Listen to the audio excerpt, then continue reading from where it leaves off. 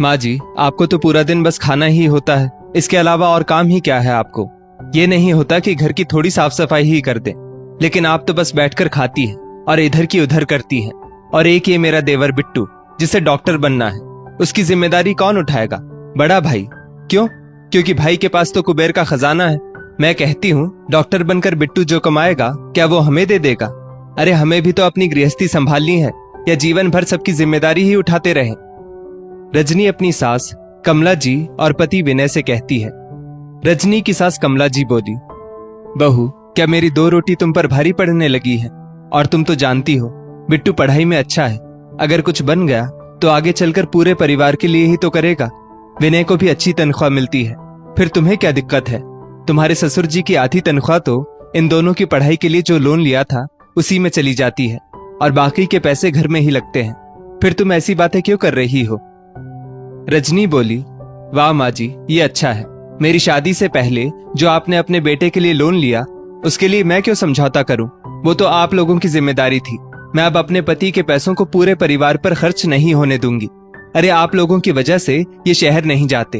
अपने उस निखट्टू बेटे की पढ़ाई के लिए आप मेरे बच्चों का भविष्य खराब करेंगी। कमला जी कुछ कहती उससे पहले ही विनय बोल पड़ा, माँ, आपकी बहू गलत भी तो नहीं कह रही है। आप जानती तो है बाबूजी अगले हफ्ते रिटायर हो जाएंगे। अगर सारे पैसे उस निखट्टू बिट्टू पर लगा दिए तो आपका बुढ़ापा कैसे कटेगा? मेरे भी बच्चे बड़े हो रहे हैं, मुझे भी शहर जाना है। आखिर मैं कब तक आप लोगों की वजह से गांव में बैठा रहूंगा? मैं शहर जाकर पैसे कमाना चाहता हूँ। 4 पैसे कमा लूंगा तो आपकी ही तारीफ होगी। लोग कहेंगे कि पैसे वाले बेटे की माँ है। कमला जी बोली, बेटा, एक माँ को पैसे वाला बेटा नहीं, सक्षम बेटा चाहिए होता है। बिट्टू तो अभी छोटा है और तुम घर के बड़े बेटे हो, तो तुमसे उम्मीद नहीं करेंगे तो और किससे करेंगे?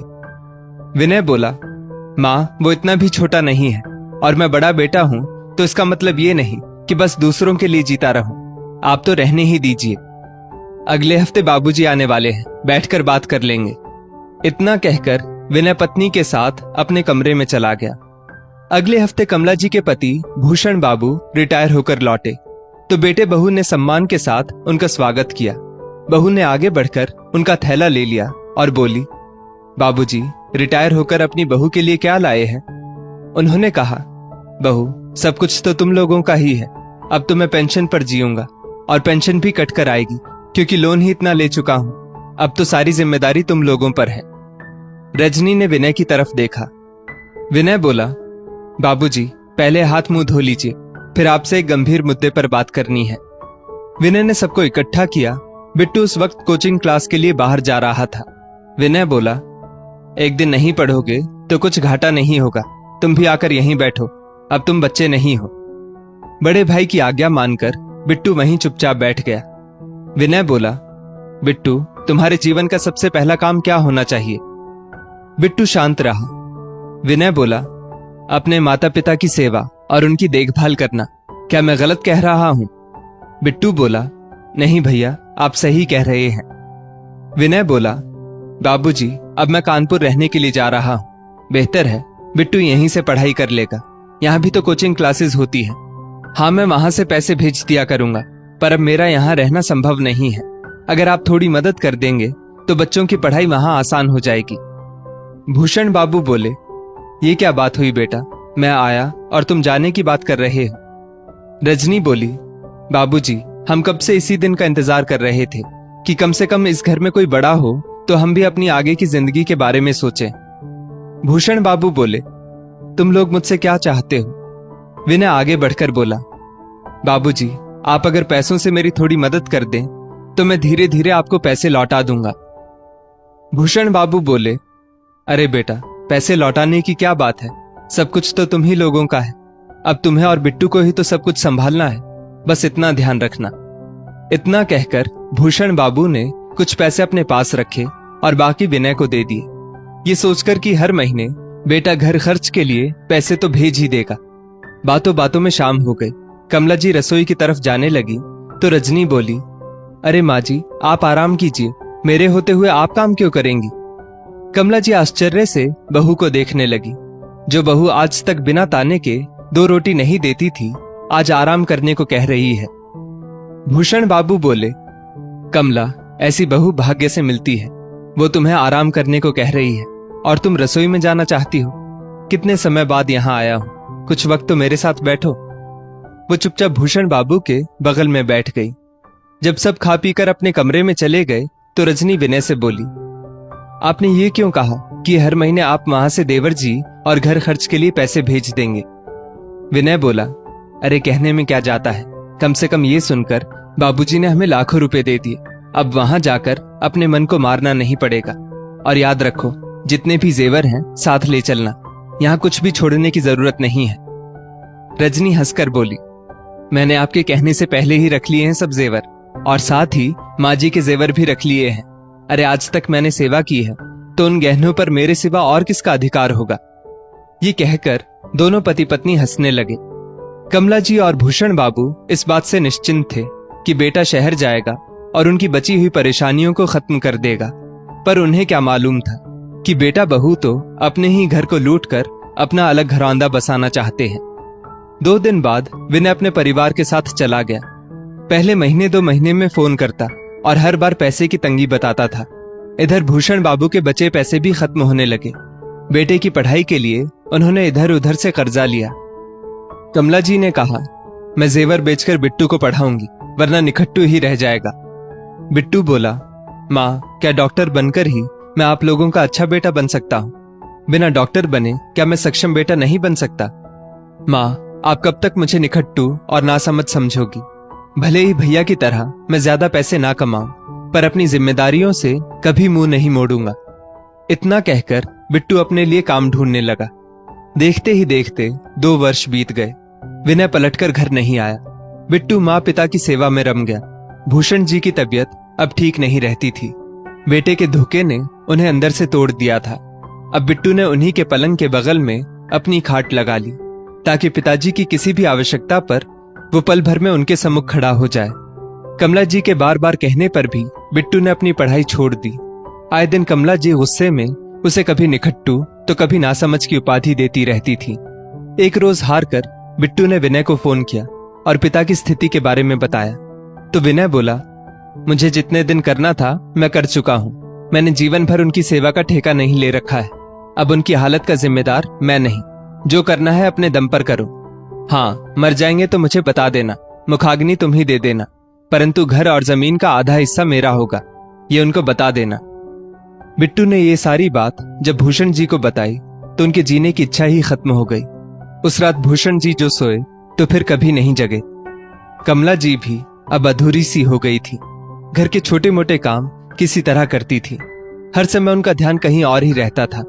इसी बीच एक दिन कमला जी गुसल खाने में गिर गई, जिससे उनके कूल्हे की हड्डी टूट गई।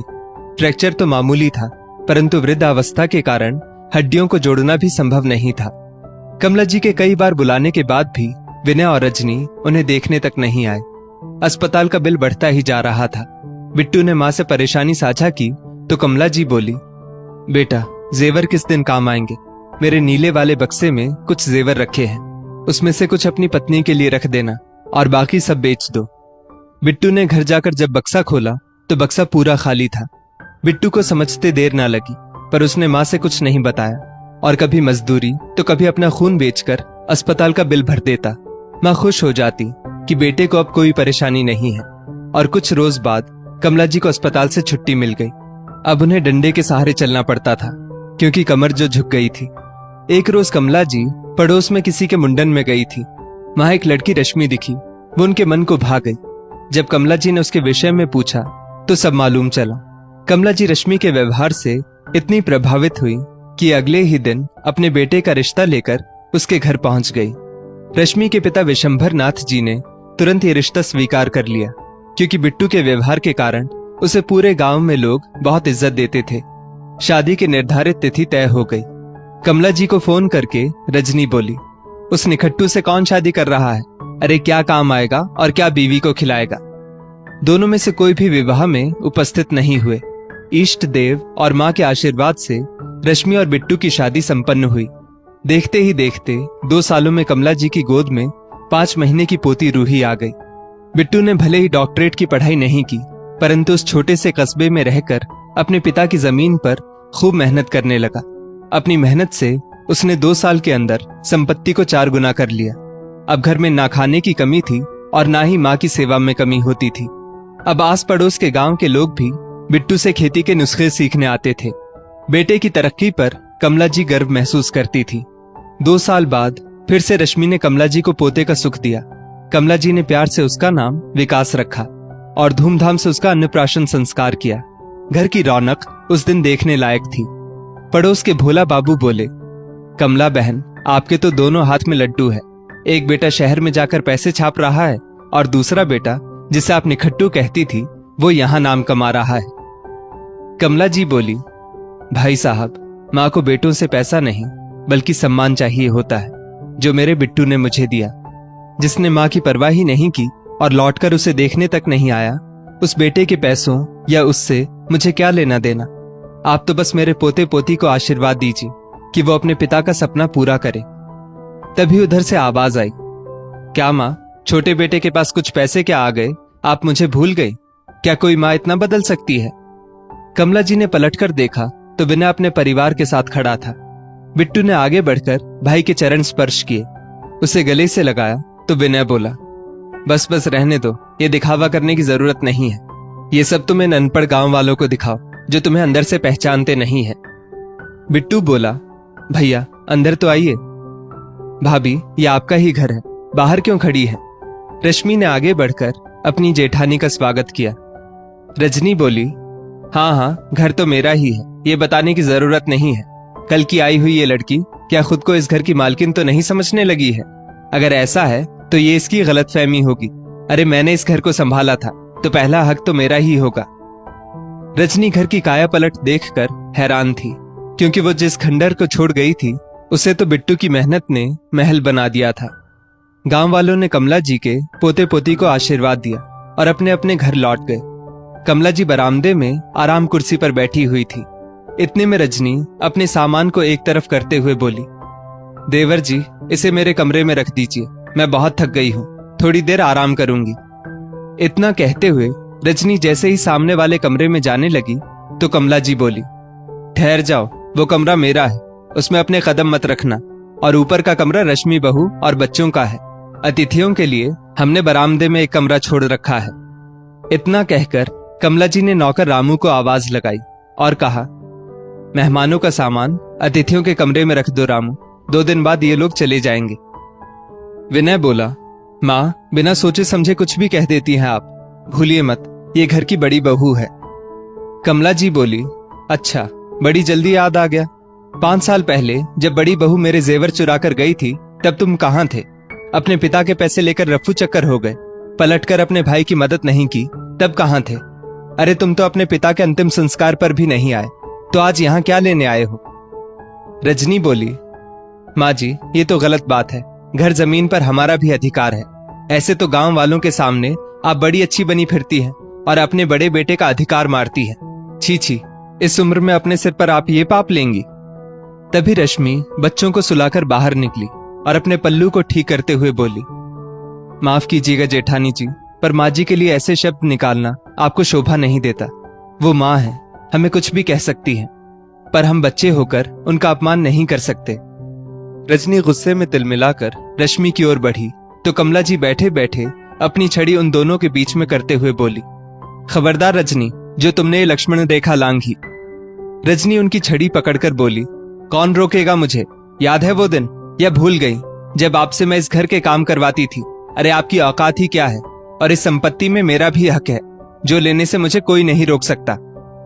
कमला जी अपनी जगह से उठ खड़ी हुई और अपनी छड़ी से रजनी को 2 छड़ी लगाई और बोली, ये जमीन, ये संपत्ति क्या अपने बाप के घर से लेकर आई थी? अरे तू तो ऐसी चोरनी है जो अपने ही घर में डाका डालती है। और सुन विनय, ये सारी संपत्ति मेरे बेटे ने अपनी मेहनत से खड़ी की है। तुम्हारे पिता की जो संपत्ति थी वो तो तुम्हारे पिता और मेरे इलाज में कब की बिक चुकी है। ये संपत्ति मेरे उस बेटे ने अपने दम पर खड़ी की है, जिसे तुम निखट्टू कहते थे। बेटा पैसे से कोई माँ का लाडला नहीं होता। अरे वो तो अपनी क्षमता से माता पिता का लाडला बनता है, जो तुम कभी नहीं बन पाए। विनय बोला, माँ, आप हमारे साथ ऐसा नहीं कर सकती हैं। बिट्टू बोला, माँ, भैया को जो चाहिए उन्हें दे दो, मुझे बस आपका आशीर्वाद चाहिए। बाबूजी को खोने के बाद मुझ में कुछ भी खोने की हिम्मत नहीं है। अगर आपका आशीर्वाद रहा तो फिर से मैं 2 का 4 कर लूंगा। विनय बिट्टू को एक तरफ हटाते हुए बोला, चल हट, तू बोलेगा तो क्या तभी मैं अपना हिस्सा लूंगा? कमला जी ने जोरदार थप्पड़ विनय को लगाया और बोली, नालायक, तू तो इसकी इज्जत के लायक भी नहीं है। अब तो अतिथियों के कमरे में भी नहीं रहेगा तू। मैं कहती हूँ निकल जा इस चौखट के बाहर, वरना धक्के मारकर निकलवाऊंगी। रश्मि और बिट्टू कमला जी को समझाते रहे, परंतु कमला जी अपनी बात पर अड़िग रही। उन्होंने कहा, मैं माफ कर देती अगर ये लोग अपने मन में अच्छे विचार लेकर आते, परंतु आज ये लोग यहाँ अपने भाई और माँ से मिलने नहीं आए, बल्कि अपना हिस्सा लेने आए हैं। अरे जो फर्ज निभाता है वही माँ का बेटा कहलाता है। जिसने धोखा दिया हो वो मेरा बेटा नहीं हो सकता। कमला जी विनय से बोली, चुपचाप अपने परिवार को लेकर यहाँ से चले जाओ और पलटकर कभी वापस मत आना। मैं मर जाऊं तो मुखाग्नि मेरा बिट्टू दे देगा। तुम मेरे शरीर को हाथ भी मत लगाना। अगर तुमने संपत्ति की तरफ आंख उठाकर भी देखा तो मैं पुलिस में तुम्हारी पत्नी और तुम्हारे खिलाफ केस करूंगी, फिर कटोरा लेकर भीख मांगोगे। अब चले जाओ यहाँ से। तुम्हारी काली परछाई भी मैं अपने बच्चों पर नहीं पड़ने देना चाहती। रामू, इनका सामान निकालकर बाहर फेंको और दरवाजा बंद कर लो।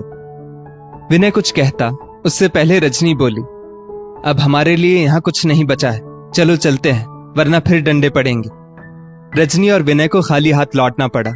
जैसी करनी वैसी भरनी। कमला जी ने बिट्टू को समझाया, बेटा, अच्छा बनना अच्छी बात है, परंतु कोई तुम्हारी अच्छाई का फायदा उठाए तो उसका विरोध भी करो और जवाब भी दो, वरना ऐसे लालची रिश्तों की दुनिया में कमी नहीं है। दोस्तों, इस